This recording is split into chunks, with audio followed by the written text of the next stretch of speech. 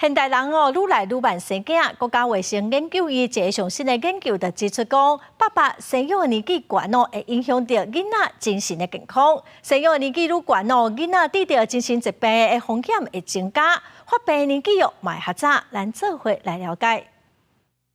愈来愈侪人选择先拍拼事业，等到有安心的收入，佮开始组立家庭。不过，医学定义顶悬，34岁以上已经是高龄产妇，未生早产者风险并发症也会提悬。生囡仔毋若是妈妈的代志，国会院上新的研究佮发现，爸爸的生囡仔年岁愈悬，一代精神疾病发病是愈早。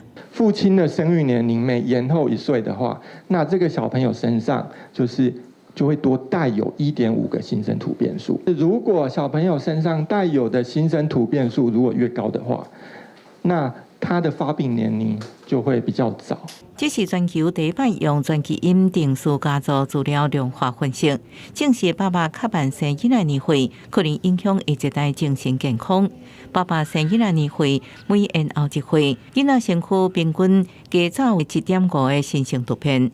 囡仔一代身躯加早一个新生突变，视觉失调症发病年岁平均提早0.16年。当父亲年龄比较大，那可能在精子形成的过程中呢，就是产生了比较多的这个新兴突变在子代身上所发现。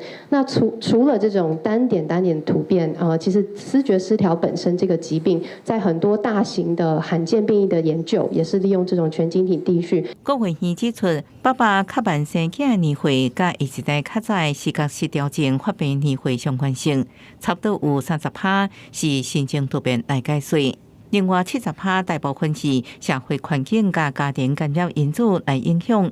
研究成果也刊伫国际期刊，正做国内关注的公共卫生议题。公视新闻采访报道。